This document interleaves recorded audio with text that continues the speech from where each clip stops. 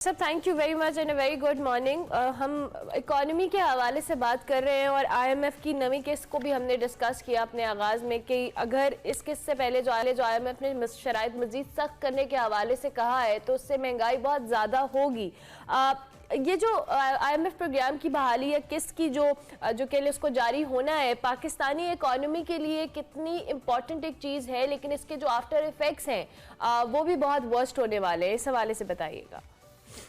यकीनन आईएमएफ पे बात करने से पहले हमें यह भी देखना होगा कि अगर आईएमएफ की किस्त नहीं आती तो फिर क्या उसके मनफी असरात होंगे, और वो मनफी असरात बहुत ज्यादा हैं।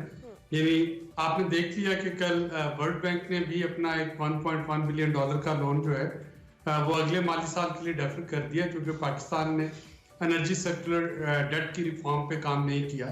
तो इस वक्त तमाम जो लेंडर्स हैं वो जिन रिफॉर्म्स पे काम होना चाहिए, जो पाकिस्तान ने कमिटमेंट्स की हुई हैं कि एनर्जी को खसारे पे नहीं बेचेंगे, खा वो बिजली है, तेल है या गैस है या अपना रेवेन्यू जो है वो मोबिलाइज कर रहे होंगे।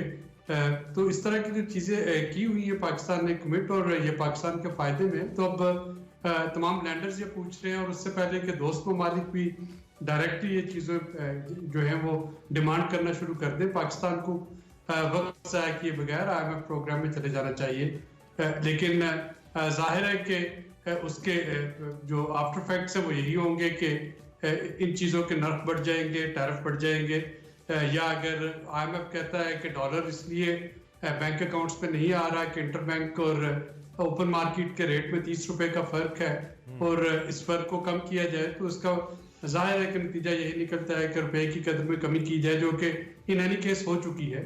आपको इंटरबैंक रेट पे डॉलर नहीं मिलता, बाहर से आपको ब्लैक में प्रीमियम देके ग्रे मार्केट से लेना पड़ रहा है, तो वहां पे रुपए की कदर जो है उसमें कमी आएगी। लेकिन अगर आईएमएफ के प्रोग्राम में नहीं जाते तो फिर इससे ज्यादा महंगाई होगी, क्योंकि डॉलर खत्म हो चुके होंगे।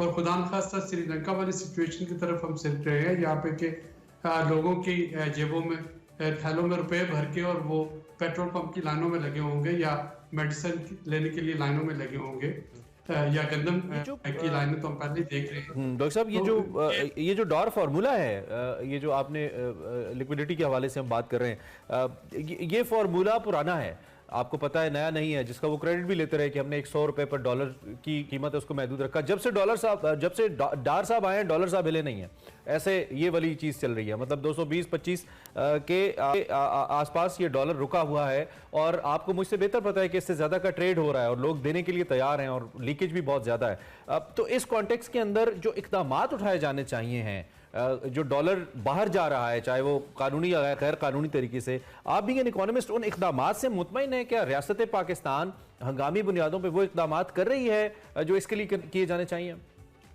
देखिए इमरान, इस वक्त जब आपकी अनसर्टेनिटी और पैनिक फैलेगा इकोनॉमी में, तो उसमें एक तो यो हम बात करते हैं स्मगलिंग की अफगानिस्तान की, उसके अलावा जो फ्लाइट ऑफ कैपिटल है बड़ी तेजी के साथ जारी है।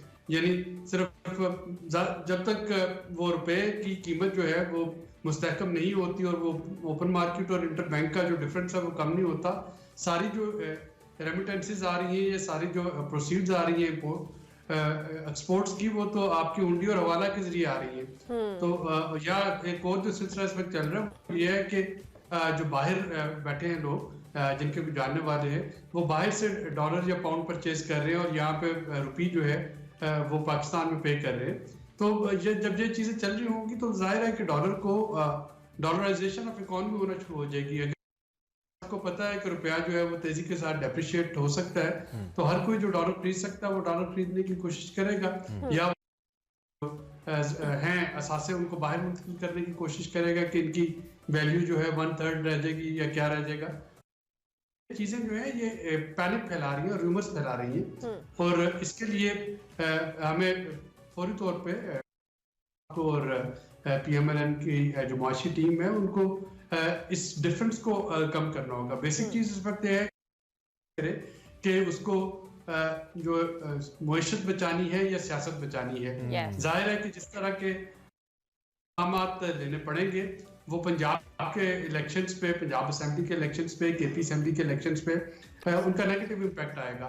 तो हुकूमत इस वक्त वो ना उगल पा रही है ना नगल पा रही है, अगर वो पेट्रोल महंगा करती है, बिजली महंगी करती है, गैस महंगी करती है, जाहिर अपोजिशन उसका फायदा उठाएगी और इलेक्शन में उनको ये मुश्किलात होंगी।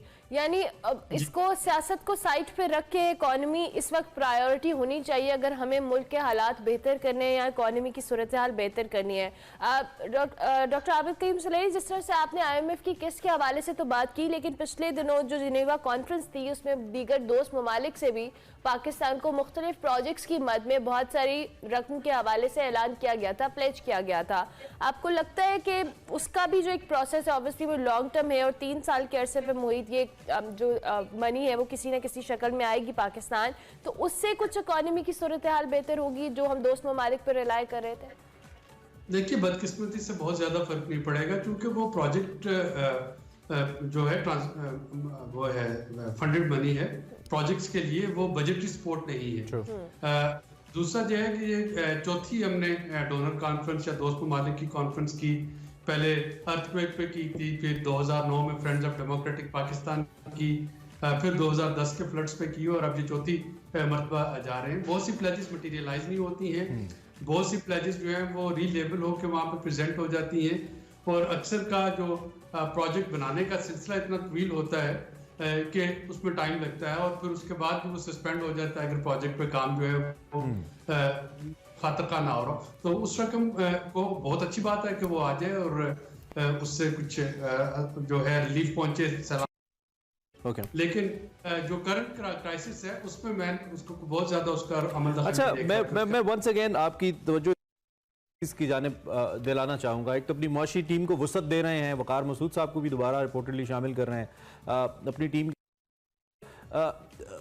हमने पिछले ख़ास तौर पे जब ये PDM की गवर्नमेंट आई, जब मिफ्ता इस्माइल साहब इसको देख रहे थे और फिर उसके बाद जब इसाक डार साहब आए, इसाक डार साहब ने वो होता है ना कि गाड़ी की आउटर बॉडी नहीं होती है लेकिन उसमें इंजन पुराना होता है, तो जाहिर बात है उसने उसी तरीके से परफॉर्म करना है जितना उसका इंजन कैपेसिटी होती है।